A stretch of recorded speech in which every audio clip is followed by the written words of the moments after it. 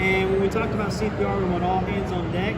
This is the hand that does not stop working. All right, this is the motor that drives CPR. So as quickly as we can, we try to get this machine going. The reason is because it will do chest compressions until either the batteries run dead or we tell it to stop. Get it measured up here, all right, and then go. So when I tell it to go, it goes. And now I don't have to do anything other than get medications and stuff ready. It's kind of like that old thing, set it and forget it. That's what this is. This device can perfuse the brain so well, we've actually had patients regain consciousness while this is on them. One lady tried to take it off of herself because it hurts, all right?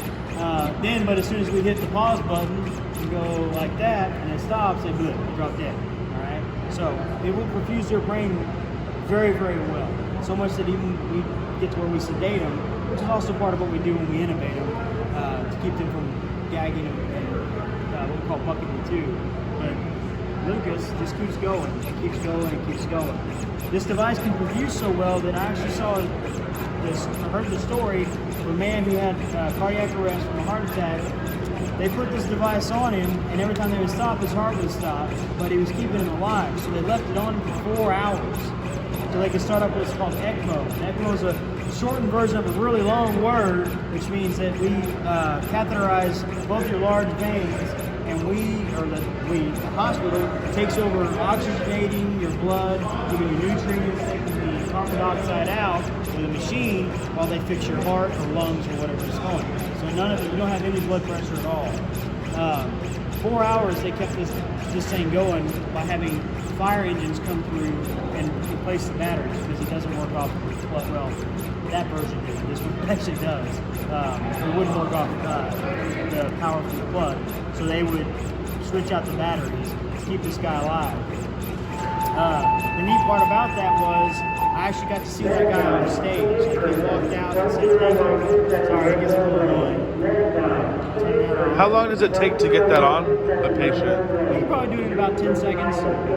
So we have different methods of what we can do. Like for me by myself, when I was out here messing with it, I'm like, trying to get it all right. But 2 or 3 of us, we can do it like that. So different techniques and everything. There's a board on the back that this clips to, so it disconnects right there. And then on the same side over there, it disconnects. Does every ambulance have one of those? Every ambulance has every one of these, and we have it on this Quint 5, and Engine 4. They all have it. You regulate the export. That one is the distance you have. So that's when you measure it out. When you measure it out, now it's gauging itself. So when I hit go, the first 2 compressions, it knows exactly how deep to go. It's not fracturing. Nope. It could fracture, but not any worse than any one of us are going to do. So we use this in CPRs. What we'll do is we'll be going along after 2 minutes. We do our check. We pause. We check. No, it's not a shockable rhythm, so we're not going to shock. So we hit go. And this keeps going. And what's neat about this is it's accurate too. Any one of us trying to do chest compressions can't keep up. You're not going to be as steady. You're going to get tired. You're not going to push as deep. Or you're going to push too deep. You're going to crack ribs. Or you're going to crack ribs and freak out and go, God, what have I done? So this doesn't do it. Just goes. It just does. No. So you cannot use no pediatrics. So nobody under the age of 14 is going to get this put on them. Right. Now, you get some 14-year-olds that are kind of marginal. If we can fit them in there, we usually will try. But that really doesn't happen as often. What happens more often than not, actually, is that they don't fit in it. So if they don't fit in it, we can't use it because it's not going to compress right. And it'll let you know. So if I were to just come down to like right there and try to do chest, it wouldn't do it.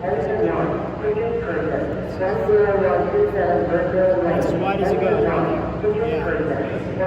They made sure that if it's going to work right.